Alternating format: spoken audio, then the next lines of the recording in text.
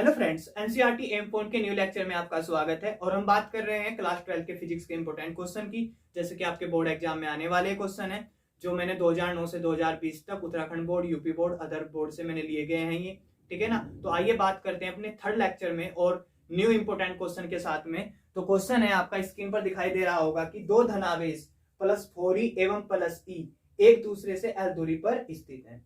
एक तीसरा आवेश प्लस क्यू इनके बीच किस तरह से रखा जाए जिससे कि वह संतुलन में रहे।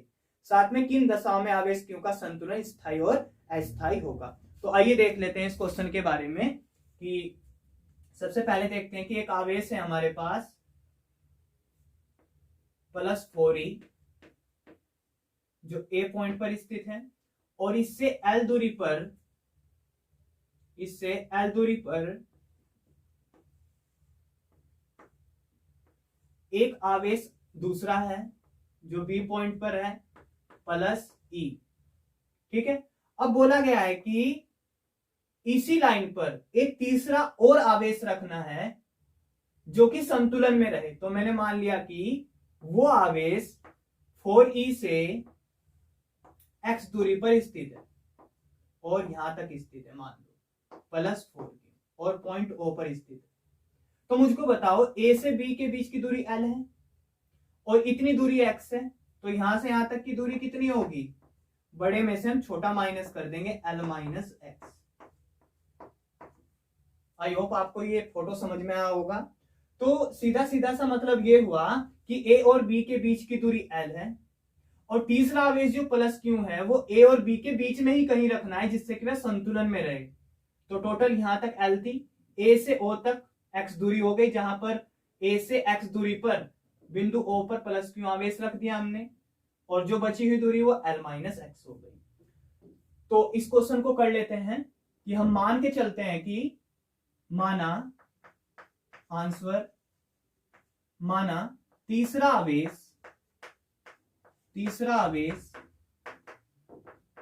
प्लस क्यू आवेश प्लस 4e से कितनी दूरी पर है? x दूरी पर है। x दूरी पर बिंदु O पर स्थित है, बिंदु O पर स्थित है, ठीक है। यहां तक समझ में आ गया आपके बात। यहां से हमको क्या क्या दिया है वो लिख लेते हैं कि ए बी इक्वल टू ए और बी के बीच की दूरी हमको L गिवन है, ए और O के बीच की दूरी हमको x गिवन है, और साथ में ही B और O के बीच की दूरी हमको L माइनस एक्स हमने निकाल चुके हैं, ठीक है। अब ये आवेश और ये आवेश दोनों के बीच की दूरी x है, तो हमको पता है कि दो आवेशों के बीच में कूलाम का नियम लगता है। तो लिख लेते हैं कूलाम के नियम से, कूलाम नियम से। तो कूलाम का नियम क्या कहता है कि दो बिंदु आवेशों के बीच में है ना एक निश्चित दूरी होनी चाहिए। तो देख लेते हैं, तो 4e और प्लस क्यू, ये भाई साहब इस पर बल लगाएगा क्योंकि यहां नियत दूरी है ना। तो प्लस 4e के कारण प्लस क्यू पर लगने वाला बल, प्लस 4e के कारण प्लस क्यू पर लगने वाला बल। तो मुझको बताओ दोनों आवेश समान प्रकृति के हैं, तो ये भाई साहब जब इस पर बल लगाएगा तो बल कौन सा होगा? प्रतिकर्षण। तो बल होगा प्रतिकर्षण, इसको मान लिया F1। तो यहां से आ जाएगा F1 equal to 1/4 pi epsilon 0 into पहला आवेश 4e लिख लिया हमने, दूसरा आवेश क्यू ये भी लिख लिया, अपॉन A और O के बीच की दूरी कितनी है? x, तो नीचे x का स्क्वायर। फॉर्मूला हम जानते हैं 1/4 pi epsilon 0 into Q1 cross Q2 upon R square. ये कूलाम विद्युत बल है, कूलाम बल है, ठीक है। तो इसको इक्वेशन हमने फर्स्ट नाम दिया। अब ऐसे ही B पर जो आवेश स्थित है प्लस E, ये वाला आवेश इस पर कुछ बल लगाएगा, तो लिख लेते हैं प्लस E के कारण प्लस क्यू पर लगने वाला विद्युत या लगने वाला बल, यानी विद्युत बल की बात करें F2। अब मुझको बताओ इन दोनों, इस ये भी प्लस है ये भी प्लस है, तो दोनों की प्रकृति एक जैसी है, सजाती है। तो ये भाई साहब इस पर बल लगा रहा है, तो ये क्या करेगा, इसको दूर हटाएगा, प्रतिकर्षण होगा। तो यहां पर जो बल लगेगा वो F2 होगा।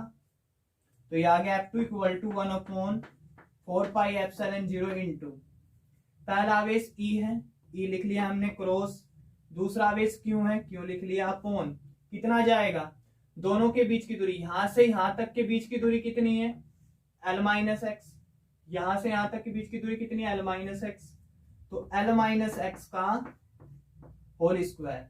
तो ये आ गया हमारे पास इक्वेशन सेकंड।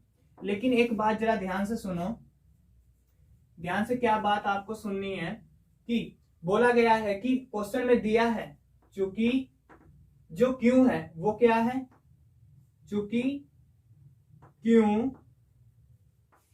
संतुलन की स्थिति में, चूंकि Q संतुलन में है,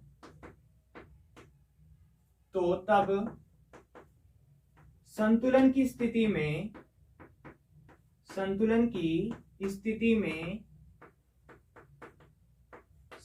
स्थिति में दोनों बल आपस में क्या होंगे, बराबर होंगे, क्योंकि Q पहले से ही संतुलन में रखा हुआ है। तो F1 किसके इक्वल होगा, F2 के।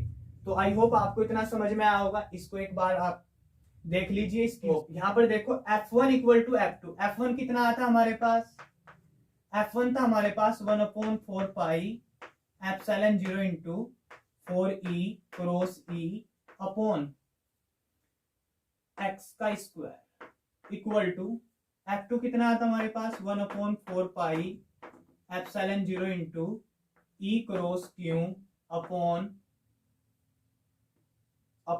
L माइनस एक्स का होल स्क्वायर, यही था हमारे पास। अब मुझको बताओ 1/4 पाई एप्सिलॉन 0 से ये कैंसिल हो गया, ठीक है, E और E, यहां से देखो E और E, तो ये सॉरी ये Q था हमारे पास, Q, इस E से ये E कैंसिल हो गया, इस Q से ये Q कैंसिल हो गया, तो बचा कितना हमारे पास यहाँ पर 4 अपॉन, ये बच गया हमारे पास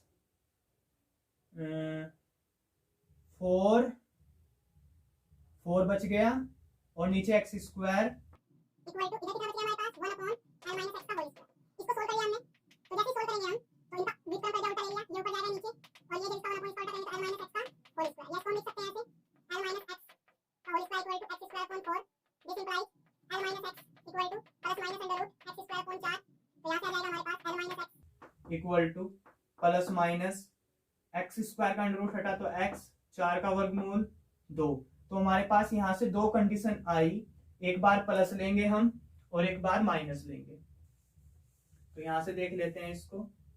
तो एक बार जब हम प्लस लेंगे तो यहां से करेंगे पॉजिटिव लेने पर, तो पॉजिटिव लेंगे तो कितना आएगा L minus x equal to, और यहां पर हम निगेटिव लेंगे, निगेटिव लेने पर दोनों कंडीशन में साथ साथ लेकर चल रहा हूं। तो प्लस लेंगे L minus x equal to x/2, और यहाँ पर L minus x equal to minus x/2। तो यहां से वैल्यू किसकी निकालनी है, हमको x की वैल्यू निकालनी है, क्योंकि प्लस इन दोनों आवेशों के बीच में प्लस q को कहाँ रखा जाए जिससे कि वो संतुलन में रहे। तो ये वाली दूरी निकालनी है हमको यहां से यहां तक की। तो L माइनस एक्स उधर जाएगा तो प्लस एक्स बनेगा, और ये इधर आएगा तो कितना बनेगा, ये बन जाएगा हमारे पास, या सीधा सीधा L ही तो निकालना हमको, सॉरी x ही तो निकालना हमको यहां से यहां तक। तो कैसे करेंगे, इस माइनस एक्स को जब उधर ले जाएंगे तो कितना बनेगा x प्लस x/2, और ये L खाली बच जाएगा इधर। तो यहां से देखो 2x की 2x, ठीक है ना, और एक x बचा तो 3x/2 इक्वल टू L। तो यहां से x की वैल्यू कितनी आ जाएगी, 2 की L के साथ मल्टीप्लाई करेंगे 2L/3। तो कहने का सीधा सीधा मतलब ये हुआ कि प्लस 4e से 2L/3 दूरी पर एक प्लस क्यू आवेश स्थित है। अब यहाँ पर देख लेते हैं, यहाँ पर भी हम x निकालेंगे, माइनस एक्स को हमने जब उधर भेजना है या माइनस एक्स को उधर भेजेंगे तो माइनस एक्स बाई टू, जब ये उधर जाएगा तो प्लस एक्स, इधर कितना बचा खाली एल, तो यहाँ से कितना बचेगा 2x की इसके साथ मल्टीप्लाई करेंगे तो कितना आएगा 2x की 2 की x के साथ करेंगे 2x और माइनस x में से 2x गए x बाई 2, तो बच गया l, तो यहाँ से कितना आ गया 2 की मल्टीप्लाई l के साथ, तो x इक्वल टू आ गया 2l। तो मुझको बताओ अब इसमें से कौन सी दूरी हम ले, 2l बाई 3 ले या 2l ले। तो देखो यहाँ पर यदि मैं x इक्वल टू 2l दूरी लेता हूं, यदि x इक्वल टू 2l दूरी लेता हूं तो a से b तक मेरे को बताओ पूरी तो l है, a से b तक बताओ पूरी तो l है, बट यहाँ पर यही दूरी कितनी आ गई 2l, ऐसा पॉसिबल तो नहीं है ना, तो ये क्या है असंभव, ये क्या है असंभव, ये वाली ले सकते हैं। तो कौन सी दूरी पॉसिबल होगी x इक्वल टू 2l दूरी, तो इसका सीधा सीधा मतलब आप लिख सकते हो अतः प्लस 4e से 2l बाई 3 दूरी पर प्लस q आवेश संतुलन की स्थिति में रहेगा। तो ऐसा आप लिख सकते हो। इसको हम क्यों नहीं ले सकते, ये मैंने बता दिया, क्योंकि पूरी ही दूरी l है और ये आधी है, आधे से ज्यादा, तो यही हमारी 2l आ गई, तो इसलिए असंभव है। तो ये आंसर क्या होगा, ये वाला आंसर होगा। तो संतुलन स्थायी के लिए देखो समान प्रकृति के, नोट में लिख लेना इसको, आगे क्वेश्चन जो दिया हुआ है, समान प्रकृति के आवेश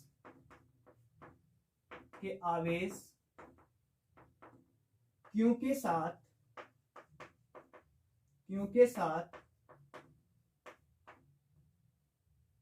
समान प्रकृति के आवेशों का क्यू के साथ संतुलन स्थायी होगा तथा असमान प्रकृति के आवेशों का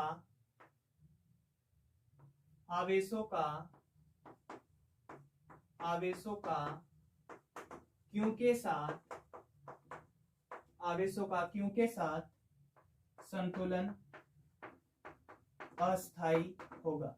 तो ये पॉइंट याद रखना आप, मतलब जब ये तीनों विपरीत प्रकृति के हों तो संतुलन अस्थायी होगा, जब ये समान प्रकृति के जैसे क्यू के साथ ये दोनों एक जैसे हों तो तब संतुलन स्थायी होगा। तो आई होप आपको ये क्वेश्चन समझ में आया होगा। अब मैं आपको होमवर्क देता हूं घर के लिए, जिसको आपको मुझको कमेंट बॉक्स में बताना है। इस प्लस 4e की जगह में 16 इलेक्ट्रॉन ले लेता हूं और इसकी जगह में प्लस e ही रहने देता हूं, और यहां से मैं क्या करता हूं, दोनों के बीच की दूरी मैं ले लेता हूं यहां पर 1 मीटर। अब मुझको इसका आंसर आपको निकाल के बताना है कि कितना आंसर आएगा, ठीक है ना। तो ये क्वेश्चन आपकी समझ में आ गया होगा। नेक्स्ट क्वेश्चन की बात करते हैं। विद्युत क्षेत्र की तीव्रता की परिभाषा तथा मात्रक लिखे, जैसा कि आपको स्क्रीन पर दिखाई दे रहा होगा। तो इस क्वेश्चन को करते हैं। सबसे पहले तो अपन समझते हैं कि विद्युत क्षेत्र क्या होता है। एक हमने आवेश ले लिया क्यों, ठीक है। यहां पर हम दो तरह के आवेश लेंगे। इस आवेश को हम बोलेंगे स्रोत आवेश, और जिस पर हम काम करते हैं एक को बोलते हैं, दूसरे को जिस पर काम करते हैं उसको बोलते हैं परीक्षण आवेश, यानी टेस्ट चार्ज, परीक्षण आवेश। अब परीक्षण आवेश बहुत सूक्ष्म आवेश होता है, ठीक है ना, अनंत सूक्ष्म आवेश होता है। ये प्लस भी हो सकता है, ये माइनस भी हो सकता है, ठीक है। स्रोत आवेश और परीक्षण आवेश जिस पर हम काम करते हैं। तो किसी आवेश, जहां आवेश होगा वहां पर एक क्षेत्र बनेगा, उसके चारों तरफ एक क्षेत्र बनेगा। तो इस आवेश के चारों तरफ मैंने एक क्षेत्र बना दिया। अभी मैं नहीं बता रहा हूं आपको कि ये क्या है। तो ऐसे एक क्षेत्र बन गया, जैसे हम कहीं पर रहते हैं वो हमारा इलाका बन जाता है।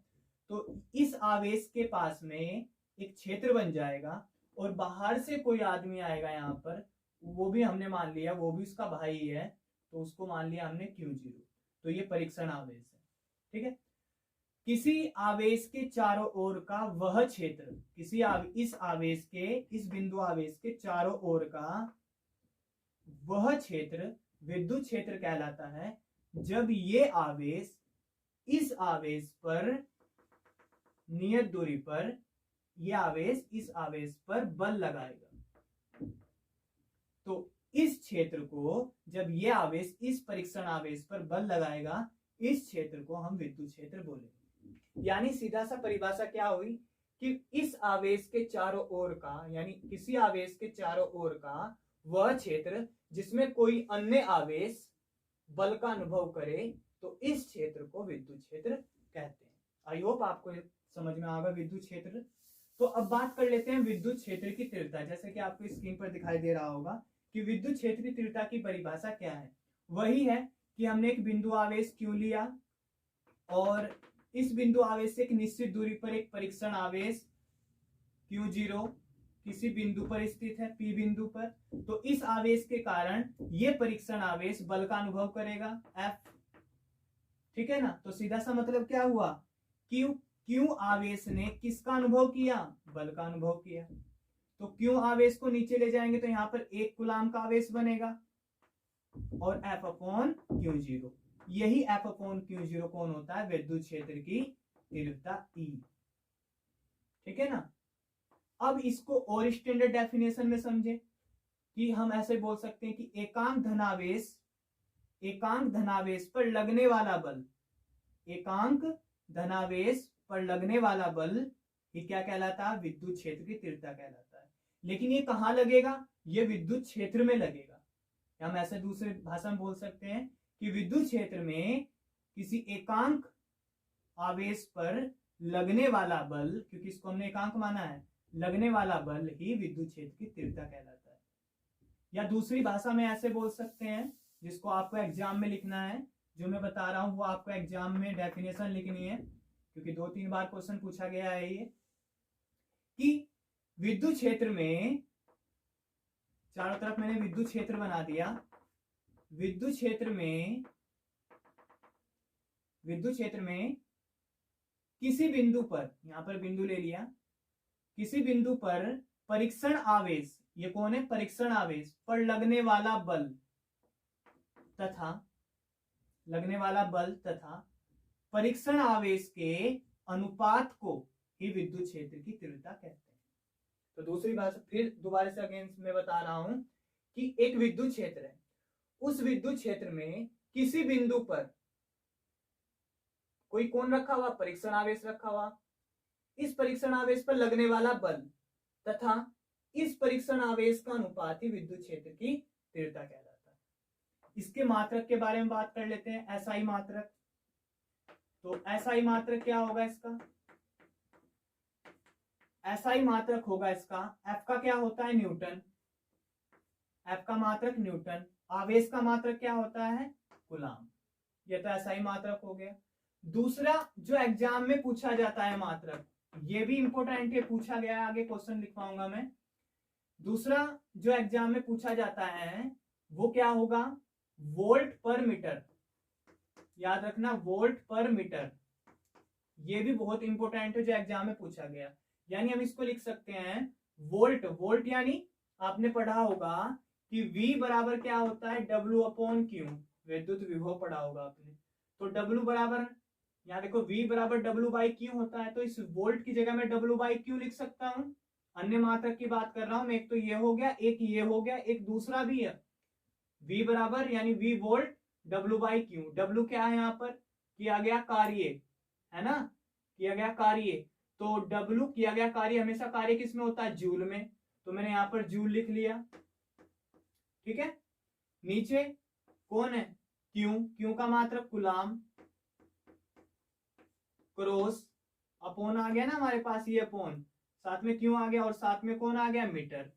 तो इसके 3 मात्रक हो गए, किसके, E के। पहला मात्रक न्यूटन पर कूलाम, दूसरा मात्रक वोल्ट पर मीटर, तीसरा मात्रक जूल पर कूलाम इंटू मीटर। तो आई होप आपको समझ में आया होगा। इसकी राशि के बारे में बात कर लेते हैं। राशि कैसी होती है, ये विद्युत क्षेत्र की तीव्रता एक सदिश राशि होती है, विद्युत क्षेत्र की दिशा एक सदिश राशि होती है। इसकी दिशा के बारे में बात कर लेते हैं, दिशा किस तरह की होती है। तो प्लस Q से हमेशा विद्युत क्षेत्र की दिशा दूर की तरफ होती है, ठीक है, और माइनस Q जब ऋणात्मक आवेश होगा, विद्युत क्षेत्र की दिशा इसकी ओर होती है। तो इतनी बात ध्यान रखना आप। अब इसके बाद ई और एफ के साथ हम संबंध देख लेते हैं। ई और एफ में दिशा का कैसे हम निर्धारण कर सकते हैं उसको देख लेते हैं। देखो, बल की दिशा हम कैसे डिफाइन कर सकते हैं, बल की दिशा हम कैसे डिफाइन कर सकते हैं। विद्युत क्षेत्र की दिशा, जिधर विद्युत क्षेत्र की दिशा होगी उधर ही हमारी बल की दिशा होगी। और माइनस क्यू में हम कैसे देख सकते हैं, माइनस क्यू में जब भी माइनस क्यू यानी ऋणात्मक आवेश होगा तो विद्युत बल की दिशा हमेशा विद्युत क्षेत्र की दिशा के विपरीत होगी।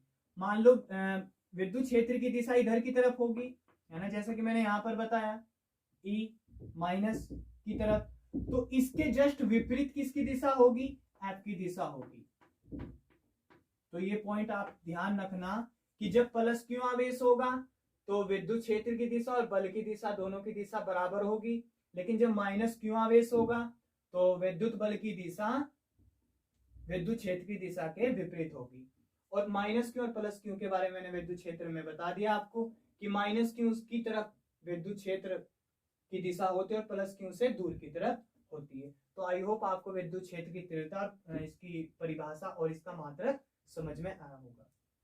जो आपको स्क्रीन पर दिखाई दे रहा होगा कि विद्युत क्षेत्र की तीव्रता का मात्रक क्या है। पहला इसमें कूलाम पर न्यूटन, पहला इसमें कूलाम पर न्यूटन, तो ये तो पहला ऑप्शन तो आपका गलत है, कूलाम पर न्यूटन तो होता नहीं, है ना।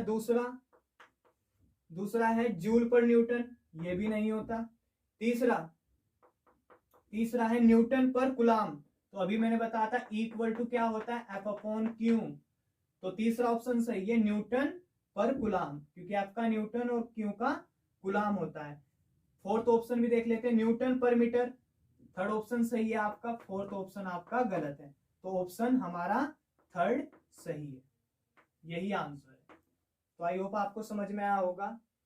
सेकंड हम अगले नेक्स्ट क्वेश्चन हम देख लेते हैं जो आपको स्क्रीन पर दिखाई दे रहा होगा। निम्न में से कौन सा विद्युत क्षेत्र का मात्रक नहीं है, निम्न में से कौन सा विद्युत क्षेत्र का मात्रक नहीं है। तो पहला न्यूटन पर कूलाम, ये भी विद्युत क्षेत्र का मात्रक है, इसने नहीं पूछा। दूसरा वोल्ट पर मीटर, वोल्ट इंटू मीटर, तो वोल्ट इंटू मीटर क्या होता है, विद्युत क्षेत्र का मात्रक वोल्ट इंटू मीटर क्या होता है, वोल्ट पर मीटर, वोल्ट पर मीटर, ये मैंने अभी तुमको लिखवाया था वोल्ट पर मीटर, तो ये तो विद्युत क्षेत्र का मात्रक नहीं होता, ठीक है ना। थर्ड देख लेते हैं, जूल पर कूलाम, तो जूल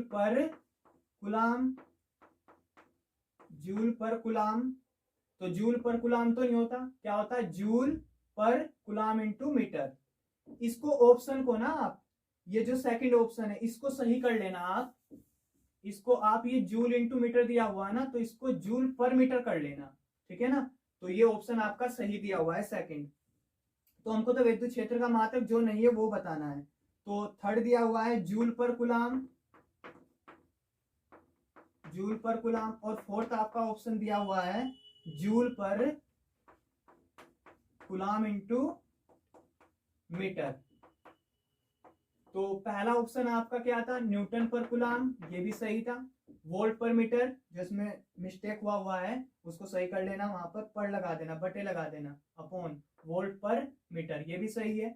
जूल पर कूलाम ये गलत है, जूल पर कूलाम तो नहीं होता, लेकिन जूल पर कूलाम इंटू मीटर सही है।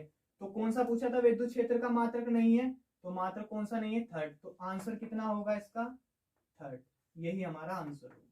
तो आई नोट लिखना आप कि एक विद्युत क्षेत्र में जब कोई एक आवेश रखा होता है, एक अन्य आवेश भी रखा होता है, परीक्षण आवेश जो हम बाहर से लाते हैं, जब इस पर बल लगता है एक नियत दूरी पर, r दूरी पर, एक नियत दूरी पर, तो वो बल दूर की तरफ लगता है, क्योंकि दोनों के बीच में ये भी प्लस है ये भी प्लस है, तो वो F लगता है। तो जब हम आंकिक प्रश्न हल करते हैं, वैसे तो क्या होता है equal to F upon Q0 होता है, लेकिन जब आंकिक प्रश्न हम सोल्व करते हैं, मतलब न्यूमेरिकल सोल्व करते हैं, तो उसको E equal to F upon Q लेते हैं। इस Q0 को हम क्या लेते हैं, equal to F upon Q0। तो यहाँ से पूछा जाता है कि विद्युत क्षेत्र और बल में क्या संबंध है, तो सीधा सीधा एफ इक्वल टू क्या होता है, क्योंकि ई के साथ मल्टीप्लाई कर दो, ई क्रॉस क्यू। ये होता है, हमारे को दिखाई दे रहा होगा कि 1.5 क्रॉस 10 की पावर माइनस के सी आवेश यानी कुलाम आवेश पर 2.25 न्यूटन का बल कार्य करता है, तो उस बिंदु पर विद्युत क्षेत्र की तीव्रता ज्ञात कीजिए।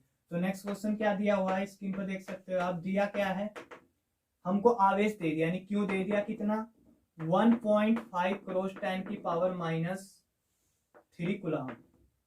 फिर आगे बल दे दिया हमको न्यूटन, क्योंकि इनके मात्रक से हम पहचानेंगे 2.25 न्यूटन, ये दे दिया।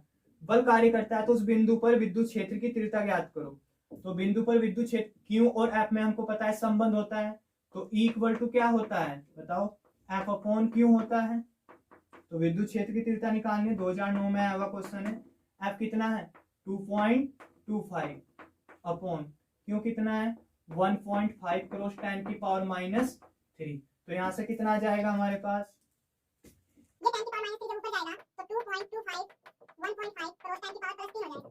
यहाँ से हम क्या करेंगे, पॉइंट के बाद 2 डिजिट है, 2 अंक है, वो नीचे जीरो आ जाएगी, और पॉइंट के बाद एक अंक है तो वो ऊपर एक जीरो आ जाएगा। जीरो यहाँ पर गई और यहाँ पर ये 2 जीरो पड़ गई, ठीक है। 10 की पावर मैं इसको लिख सकता हूँ 0 0। तो यहाँ से 2 जीरो कैंसिल हो गई, तो कितना बचा है 2 2 5 0 1 जीरो बचा, 1 जीरो बच गया अपॉन 15। जब इसको आप कैंसिल करोगे तो 15 का 225 में, क्योंकि 15 का स्क्वायर कितना होता है 225 होता है, तो ये 15 आ गया, तो आ जाएगा 1500 न्यूटन पर कूलम। या तो इसको ऐसे लिख लो, या 15 क्रॉस 10 की पावर 2 न्यूटन पर कूलम लिख लो, या इसको कैसे लिख सकते हैं, इसको लिख सकते हैं नेक्स्ट क्वेश्चन नंबरिंग डालते रहना। नेक्स्ट क्वेश्चन दिया गया है 5 क्रॉस 10 की पावर माइनस के 8 कुलाम बिंदु आवेश से कितनी दूरी पर विद्युत क्षेत्र की तीव्रता 450 वोल्ट पर मीटर होगी। स्क्रीन पर देख सकते हो आप। बोला गया क्वेश्चन में ये है, हमको एक डेरिवेशन के बारे में पता है, नोट में लिख लेना कि एक बिंदु O है, उस पर प्लस क्यू आवेश रखा हुआ है, उससे r मीटर की दूरी पर एक अन्य बिंदु P है जिस पर परीक्षण आवेश Q0 रखा हुआ है, तो इस बिंदु P पर विद्युत क्षेत्र की तीव्रता कितनी होगी। ये हम जानते हैं कि प्लस Q आवेश और प्लस Q0 आवेश दोनों समान प्रकृति के हैं, तो ये भाई साहब जब इस पर बल लगाएगा तो वो विद्युत बल होगा F। तो हमको इस बिंदु आवेश के कारण इस बिंदु P पर विद्युत क्षेत्र की तीव्रता निकालनी है।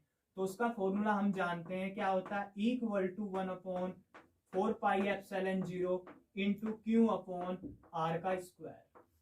ये आप याद रखना, ये बिंदु आवेश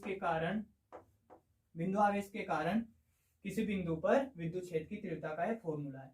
यहाँ से एक संबंध निकलता है, उसको ध्यान रखना, E प्रोपोर्शनल 1/r स्क्वायर है ना, और या E अनुक्रमानुपाती Q, यानी आवेश बढ़ेगा तो विद्युत क्षेत्र बढ़ेगा। ये जानते हैं हम। दो आवेशों के बीच की दूरी यदि हम बढ़ाएंगे तो विद्युत क्षेत्र की तीव्रता है, विद्युत क्षेत्र घटेगा। तो हम ग्राफ के बारे में बात कर लेते हैं, E और R के, E एवं R के ग्राफ के बारे में बात कर लेते हैं। देखो मैं एक क्वेश्चन के साथ तुमको कितने सारे क्वेश्चन बता रहा हूँ, ये मैंने चीजें बताई आपको। अब E एवं R के बीच का जो ग्राफ होगा वो मैं सिखा रहा हूँ आपको। तो ये R ले लिया हमने x अक्ष पर और y अक्ष पर हमने E ले लिया। तो जरा ध्यान से समझो, जैसे जैसे मैं R को बढ़ाऊंगा, जैसे जैसे मैं R की वैल्यू बढ़ाऊंगा तो E घटेगा। मतलब मैं R को ऐसे बढ़ाऊंगा आगे तो E पहले यहाँ पर 1, तो जैसे मैंने R1 लिया तो E मेरे को कुछ मिलेगा, वो सबसे ऊपर मिलेगा, ठीक है। फिर मैं यहाँ पर लूंगा R को, फिर मैं यहाँ पर लूंगा, फिर मैं यहाँ पर लूंगा, ऐसे ऐसे जैसे जैसे R एक्स एक्स पर आगे बढ़ता जाएगा, प्लस वैल्यू रखता जाएगा, तो E ऐसे ऐसे घटता चला जाएगा। तो इसका ग्राफ ऐसे बनेगा, ठीक है। तो इसको ध्यान रखना है, ग्राफ होता है, ये एग्जाम में पूछ लिया जाता है कि E एवं R के बीच में ग्राफ बनाइए, ठीक है। तो आगे हम उस क्वेश्चन के बारे में बात कर लेते हैं जो हमको दिया हुआ है। तो उसको दोबारा स्क्रीन पर देख सकते हो आप। हमको क्या दे दिया, बिंदु आवेश, तो हमको क्यों दे दिया, ये दे दिया 5 क्रॉस 10 की पावर माइनस के 8 कुलाम। फिर हमको क्या दे दिया, बिंदु आवेश से कितनी दूरी पर, तो दूरी r हमको निकालनी है। क्षेत्र की तीव्रता E दे दिया हमको, कितना 450 वोल्ट पर मीटर, वोल्ट पर मीटर, ये हमको दे दिया। अब देखो इसका फोटो बना लेते हैं। बिंदु O पर कौन है 5 क्रॉस 10 की पावर माइनस के 8 कूलाम। इससे कितनी दूरी पर वो हमको निकालना है यार। इस पर एक परीक्षण आवेश Q0 रखा हुआ है, ये बिंदु P है, ठीक है। और इस पर विद्युत क्षेत्र की तीव्रता कितनी है E = 450 वोल्ट पर मीटर, वोल्ट पर मीटर। ये हमको 450 दे, तो हमको R निकालना है। तो इसके ये भाई साहब इस पर बल लगाएगा F, तो ये आ जाएगा हमारे पास यहां से बिंदु आवेश Q, बिंदु आवेश Q के कारण बिंदु P पर, चूंकि बिंदु आवेश Q के कारण बिंदु P पर विद्युत क्षेत्र की तीव्रता लिख लेना। विद्युत क्षेत्र की तीव्रता इक्वल टू क्या होता है 1/4 पाई एप्सिलॉन 0 इंटू Q/r²। तो यहाँ से हमको क्या दिया हुआ E दिया हुआ हमको 450 इक्वल टू 1/4 पाई एप्सिलॉन 0 की वैल्यू 9 क्रॉस 10 की पावर 9 होती है इंटू Q हमको पता है 5 क्रॉस 10 की पावर -8, बट हमको R निकालना है यहाँ पर, ठीक है ना, यही फॉर्मूला होता है। अब जरा इस r स्क्वायर को जब मैं यहाँ पर डालूंगा तो ये भाई साहब कितना आ जाएगा, तो r स्क्वायर कितना आ गया 9 क्रॉस 9 10 की पावर 9 10 की पावर -8 5 को 7 लिख दिया 9 -8 10 की पावर लिख दिया अपॉन में कौन आ गया 450, ठीक है। यहाँ से क्या लिख सकते हैं r का स्क्वायर इक्वल टू 9 बटे 45 क्रॉस 10 और 45 को क्या लिख सकते हैं 45 क्रॉस 10, यहाँ से 10 से 10 कैंसिल हो गया 45 से 45 कैंसिल हो गया, तो कितना आ गया r स्क्वायर इक्वल टू 1 आ गया। यहाँ से सीधा सीधा क्या आ गया r square r equal to कितना आ गया हमारे पास +-1, बट हम क्या लेंगे r इक्वल टू 1 क्योंकि माइनस तो दूरी होगी नहीं, तो हम प्लस को लेकर चलेंगे +1 मीटर, यही आपका आंसर है। आगे बात कर लेते हैं, very very most important question है, यूपी बोर्ड के 2020 में पूछा गया क्वेश्चन है, ठीक है ना, जो आपको स्क्रीन पर दिखाई दे रहा होगा कि एक इलेक्ट्रॉन तथा एक प्रोटॉन एक समान विद्युत क्षेत्र में रखे गए हैं। मतलब एक समान विद्युत क्षेत्र है, एक समान विद्युत क्षेत्र का मतलब पता क्या है, एक समान विद्युत क्षेत्र, विद्युत बल रेखाएं तो आपने पढ़ा है, जब विद्युत बल रेखाएं समानांतर समान दूरी पर होती हैं, जब विद्युत बल रेखाएं समानांतर समान दूरी पर होती हैं, देखो समानांतर है और समान दूरी पर, ये दूरी ये दूरी ये दूरी ये दूरी आपस में बराबर है। तो यहाँ पर बोला गया एक इलेक्ट्रॉन तथा एक प्रोटॉन एक समान विद्युत क्षेत्र में रखे हैं, तो एक इलेक्ट्रॉन और दूसरा एक प्रोटॉन एक समान विद्युत क्षेत्र में रखे गए, किसका त्वरण अधिक होगा। तो जैसा क्वेश्चन में दिखाई दे रहा है इलेक्ट्रॉन का त्वरण अधिक होगा, प्रोटॉन का त्वरण अधिक होगा, एक समान विद्युत क्षेत्र में रखे गए हैं। तो जरा ध्यान से समझो, हमको पता है कि F इक्वल टू क्या होता है ma से, तो यहां से A इक्वल टू में क्या निकाल सकता हूं F/m। अब मुझको बताओ जिसका द्रव्यमान कम होगा उसी का त्वरण तो अधिक होगा, जिसका द्रव्यमान कम होगा उसी का त्वरण तो अधिक होगा। तो इसने पूछा कि इलेक्ट्रॉन का त्वरण अधिक होगा या प्रोटॉन का। तो मुझको एक बात का सीधा सीधा सा पता है कि इलेक्ट्रॉन का जो द्रव्यमान होता है 9.1 क्रॉस 10 की पावर -31 kg होता है, जानते हैं, और जो प्रोटॉन का द्रव्यमान होता है वो 1.67 10 की पावर -27 kg होता है। अब मुझको आप बताओ इनमें से किसका द्रव्यमान कम है। तो यहाँ पर द्रव्यमान किसका कम है, द्रव्यमान किसका कम है, इलेक्ट्रॉन का द्रव्यमान कम है यहाँ पर, प्रोटॉन का द्रव्यमान यहाँ पर ज्यादा है, ठीक है। देखो इलेक्ट्रॉन का द्रव्यमान कितना 9.1 क्रॉस 10 की पावर -31 kg और प्रोटॉन का 1.67 क्रॉस 10 की पावर -27 kg। तो ये माइनस में ज्यादा है, ये माइनस में ज्यादा और ये माइनस में कम है, तो जो माइनस में कम होगा वही तो ज्यादा होगा। तो किसका द्रव्यमान ज्यादा है इनमें, किसका द्रव्यमान ज्यादा है इनमें, प्रोटॉन का द्रव्यमान ज्यादा है इनमें, ठीक है ना। तो प्रोटॉन का द्रव्यमान ज्यादा है, तो यहां से हम सीधा सा निकाल सकते हैं कि जब प्रोटॉन का द्रव्यमान ज्यादा होगा तो उसका त्वरण कम होगा।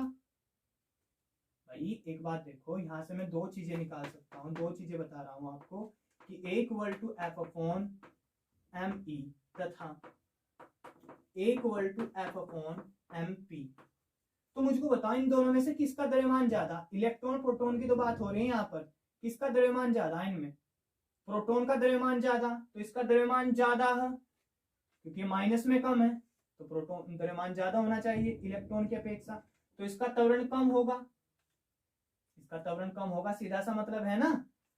इलेक्ट्रॉन का द्रव्यमान कम है किसकी अपेक्षा, प्रोटॉन की, इलेक्ट्रॉन का द्रव्यमान कम है किसकी अपेक्षा, प्रोटॉन की, तो इसका त्वरण ज्यादा होगा। तो दोनों में से किसका त्वरण ज्यादा होगा, जिसका द्रव्यमान कम होगा। तो द्रव्यमान किसका कम है, इलेक्ट्रॉन का द्रव्यमान कम है, तो इसका त्वरण अधिक होगा। तो आप क्या,